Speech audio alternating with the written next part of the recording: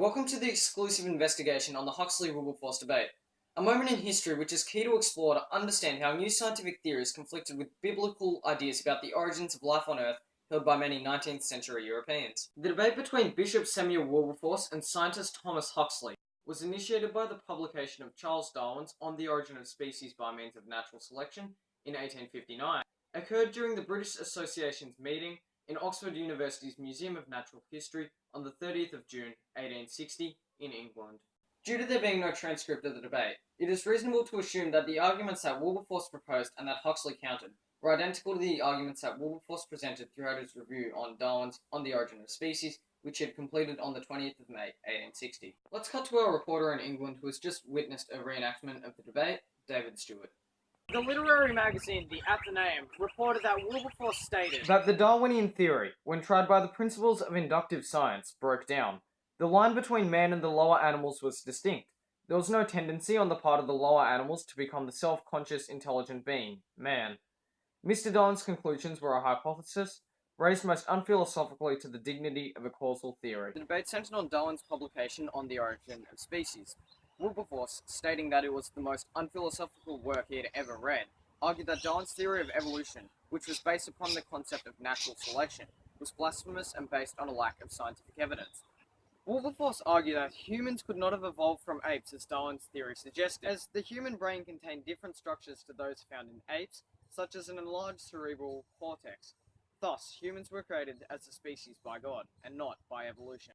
He argued that there were no transitional fossils in the fossil record to suggest the gradual development of the species, as would be suggested by natural selection, and hence that adaptations which occurred led to the preservation of the species, and not the creation of a new species. Wilberforce also argued that whilst adaptations may occur which benefit the organism, these come at the expense of the other characteristics of the organism. Thus, the species had not improved as a whole, as Darwin's theory of natural selection suggested. Wilberforce concluded that natural selection, and hence evolution, did not exist. Much of Wilberforce's speech was not scientific and was viewed as superficial ridicule by many, including Nora Barlow, a Darwinian scientist.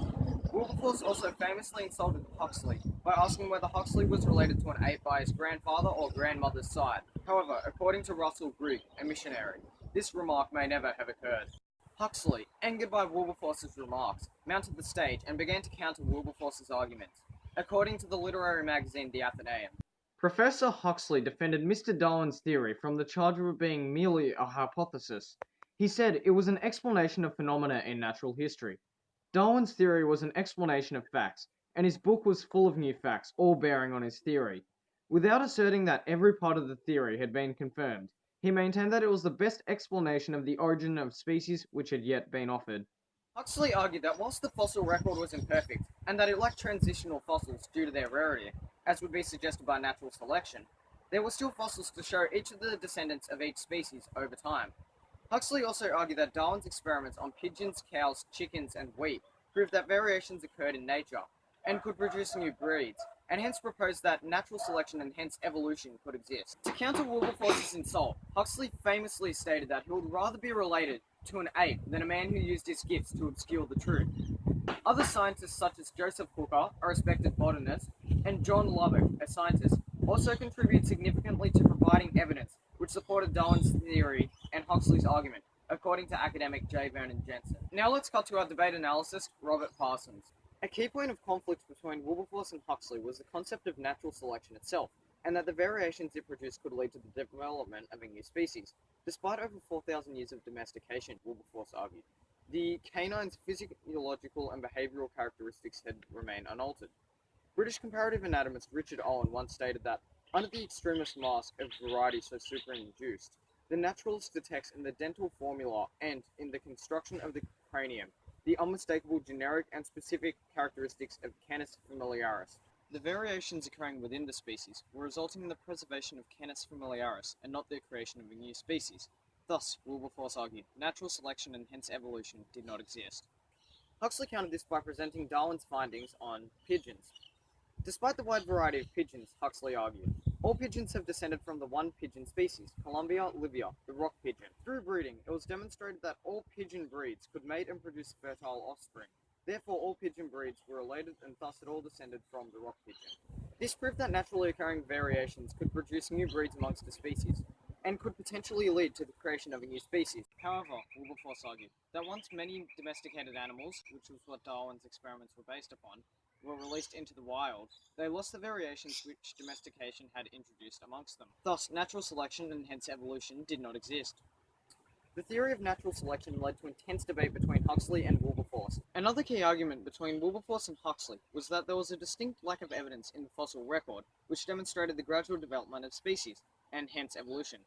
Wilberforce argued that the geological record showed proof of continuous deposits, yet there was no evidence of transitional fossils between two species at all in the fossil record. Evolutionary biologist Stephen Jay Gould even admitted that the fossil record, with its abrupt transitions, did not support natural selection. However, Huxley, defending Darwin's theory, argued that due to the rarity of fossils and the lack of transitional forms, because they are transitional forms and hence incredibly rare, there would be an incomplete fossil record, showing the small variations occurring to each generation of the species. Huxley also suggested that all geological evidence could have been erased by earthquakes, which could have severed the stratum, which could gradually have been eroded by natural processes, leaving no evidence of transitional fossils. Wilberforce found this difficult to believe, and argued that it was almost impossible for such geological circumstances to occur, and impossible for them to occur so often as to remove all transitional fossils. Wilberforce concluded that the lack of geological evidence in the fossil record meant that species were individually created by God, which Huxley disagreed with. As can be seen by this fossil record, which shows the evolution of the horse, the fossils of the descendants of the original horses are similar in appearance. However, there is a lack of transitional fossils which show the gradual development of features between each of these organisms, as Darwin's theory of natural selection would suggest. Thus, the fossil record does not support Darwin's theory of evolution, and supports Wilberforce's argument.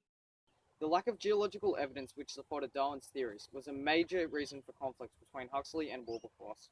Now let's cut to our scientific historian who specialises in the history of evolutionary belief, Jim Rees. The Evening Star, a British newspaper, stated that Huxley's arguments were loudly applauded by the audience. Huxley's simple scientific explanations allowed the audience to understand Darwin's theory of evolution. Huxley's arguments, supported by a wealth of scientific evidence and logical reasoning, significantly influenced the audience of the debate and resulted in many members of the audience accepting Darwin's theory of evolution as a plausible theory for describing the development of life on Earth. Witnesses of the debate began to tell others about Darwin's theory of evolution, and due to Darwin's theory's simplicity to comprehend and its logicality, combined with the wealth of evidence which supported it, many individuals began to believe in and support Darwin's theory. Many members of the audience were scientists and Oxford University students. Huxley's arguments influenced many of them to investigate evolution, and resulted in an abundance of additional information being supplied which supported evolution, further increasing the public's acceptance of evolution and widening the scope of agnosticism, according to British anthropologist John Goody. Whilst the Huxley-Wilberforce debate gradually enlightened the public about Darwin's theory of evolution, it also began to draw people away from Christianity. Whilst many individuals did not believe in Darwin's theory, the theory of evolution undermined literal belief in the Old Testament of the Bible, particularly the book of Genesis. However, the debate also produced other consequences. Prior to the debate, there were few, if any, alternate theories offered to the public about how humans had arrived on Earth. Thus, many individuals believed in God. However, after the debate, many began to hear Darwin's theory of evolution and realized that it offered a logical, scientific explanation of how life came to be here on Earth, and were drawn away from Christianity's explanations of life's origins. Prior to the debate, approximately 40% of England's population attended church every Sunday. However, after the debate, a survey in 1881 showed that approximately 33% of England's population attended church every Sunday. The Huxley-Wilberforce debate would have played a large factor in this rapid decrease in the people who attended church weekly. Therefore, the Huxley-Wilberforce debate was a key turning point in history, which allowed science to begin to challenge the church's religious beliefs, which resulted in a growing population of European individuals who possessed beliefs about the origins of life which conflicted with those presented by the Bible. That concludes our investigation on the Huxley-Wilberforce debate. Stay tuned, as after the break we'll be discussing botanist Joseph Hooker's contributions to the theory of evolution.